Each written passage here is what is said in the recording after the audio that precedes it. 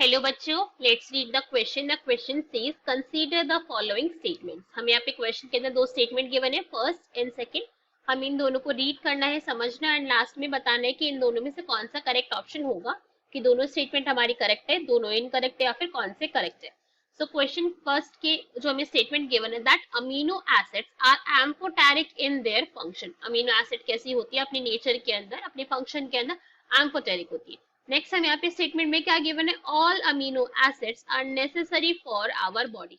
जितने भी amino acids हैं सारी के सारी क्या हमारे बॉडी के फंक्शनिंग के लिए नेसेसरी है, भाई चाहिए हमें। So now let's start the question. सबसे पहले हम क्वेश्चन को सॉल्व करने का की कॉन्सेप्ट देखेंगे। की कॉन्सेप्ट, सो क्वेश्चन को सॉल्व करने का की कॉन्सेप्ट क्या है हमारा, दो पॉइंट है। फर्स्ट, अगर हम फर्स्ट क्वेश्चन देखें तो मुझे उसके लिए क्या पता होना चाहिए कि भाई मुझे पता होना चाहिए एम्फोटेरिक का क्या मतलब होता है, राइट। मुझे एम्फोटेरिक का मतलब पता होना चाहिए। इसके साथ साथ मुझे अमीनो एसिड का स्ट्रक्चर भी पता होना चाहिए। अमीनो एसिड का स्ट्रक्चर एज इन मुझे जर्नल स्ट्रक्चर पता होना चाहिए कि जर्नली कोई अमीनो एसिड कैसे दिखती है, मुझे इसके बारे में नॉलेज होनी चाहिए, ठीक है। एंड सेकंड पॉइंट, मुझे यहाँ पे क्या पता होना चाहिए कि अमीनो एसिड के फंक्शन क्या होते हैं। ओके कि अमीनो एसिड अगर कहीं मेरी बॉडी के अंदर प्रेजेंट है तो भाई कुछ काम कर रही है नहीं कर रही, कि ऐसे फालतू में पड़ी हुई है, इसके बारे में मुझे नॉलेज होनी चाहिए। सो अगर हम यहाँ पे फर्स्ट पॉइंट से स्टार्ट करें, एम्फोटेरिक एंड अमीनो एसिड। सबसे पहले हम यहाँ पे जानेंगे अमीनो एसिड का स्ट्रक्चर क्या होता है। अगर मैं एक अमीनो एसिड के स्ट्रक्चर की बात करूं इन जर्नल, तो यहाँ पे बेसिकली एक कार्बन होगा, और कार्बन का हमें पता है भाई चार बॉन्ड होती है कार्बन की, तो कार्बन के यहाँ पे चार बॉन्ड होंगे। फर्स्ट यहाँ पे एक हाइड्रोजन ग्रुप प्रेजेंट होगा, यहाँ पे एक एसिडिक ग्रुप प्रेजेंट होगा, ठीक है, कार्बोक्सिलिक एसिड का ग्रुप होगा, यहाँ पे एक NH2 ग्रुप प्रेजेंट होगा, एंड यहाँ पे प्रेजेंट होगा एक R ग्रुप। अब ये जो R ग्रुप है, ये जो मैंने R लिखा है, ये R कोई भी अल्काइल ग्रुप हो सकता है, ठीक है, कोई भी अल्काइल ग्रुप। दैट मींस कि भाई कुछ भी हो जाए, जैसे जैसे ये ग्रुप चेंज होगा उस बेसिस के ऊपर डिफरेंट अमीनो एसिड के स्ट्रक्चर हो जाएंगे। फॉर एग्जांपल, अगर सिर्फ एग्जांपल के लिए बोलूं, अगर ये R यहाँ पे क्या है, H है, तो ये कौन से अमीनो एसिड हो जाएगी, ये ग्लाइसिन हो जाएगी, सिंपलेस्ट वाली, ठीक है। ये एक एग्जांपल के तौर पे हमने बताया। तो अगर आप इसको देखो, इस स्ट्रक्चर को देखो, तो हमने स्ट्रक्चर समझा कि भाई यहाँ पे एक हाइड्रोजन प्रेजेंट है, यहाँ पे एक प्रेजेंट होता है कार्बोक्सिलिक ग्रुप, और एक अमीनो ग्रुप यहाँ पे प्रेजेंट है। अब हमसे बोला है कि अमीनो एसिड कैसी होती है, एम्फोटेरिक होती है नेचर के अंदर। तो एम्फोटेरिक का क्या मतलब होता है, मुझे इसका बारे में पता होना चाहिए। एम्फोटेरिक का क्या मतलब होता है कि अगर ये जो कंपाउंड है, अगर ये एक्वस मीडियम के अंदर हो, कहां पर हो, एक्वस मीडियम, दैट मींस अगर मैं इसको वाटर के साथ ही प्रेजेंट है, वाटर के अंदर ही प्रेजेंट है, तो उसके केस में ये क्या करे कि ये आयंस क्रिएट करे। क्या करना चाहिए, इसको आयंस क्रिएट करने चाहिए, भाई किसी चीज को मैं डिसॉल्व करूँ तो आयंस क्रिएट करने चाहिए वाटर के अंदर। मगर बिकॉज ये एम्फोटेरिक है तो इसको दोनों आयन देने पड़ेंगे, इसे कैटायंस भी देने पड़ेंगे, कैटायनिक फॉर्म में भी इसको होना जरूरी है, और इसका एनायनिक फॉर्म के अंदर होना भी जरूरी है। That means positive and negative दोनों फॉर्म में इसको एग्जिस्ट करना होता है। सो यही होता है हमारा अमीनो एसिड के साथ।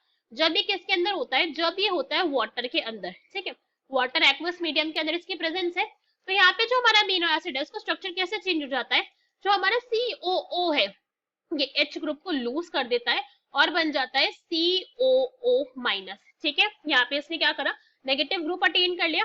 अब ये जो यहाँ पे प्रोटॉन जो क्या करे, इसने लूज करा, जो H प्लस आयन यहाँ पे लूज हुआ है, ये लूज हुआ है ना भाई, लॉस करा है इसने, ये H प्लस आयन हमारा अमीनो ग्रुप अटेन कर लेगा, और ये बन जाता है क्या, it converts into NH3 positive. तो हम यहाँ पे देख सकते हैं कि भाई एक ही ऐसा मॉलिक्यूल है हमारा, एक ही अमीनो एसिड है जिसने पास दोनों ही चार्जेस प्रेजेंट है, पॉजिटिव चार्ज भी है उसके पास और नेगेटिव चार्ज भी है। सो अपने आप के अंदर कैसा हो गया, एम्फोटेरिक मॉलिक्यूल हो गया। तो फर्स्ट स्टेटमेंट तो हमारे बिल्कुल करेक्ट है कि भाई अपने नेचर के अंदर, फंक्शन के अंदर कैसे होते हैं, वो एम्फोटेरिक होते हैं, पॉजिटिव चार्ज भी है उनके पास और नेगेटिव चार्ज भी होता है। This is absolutely correct.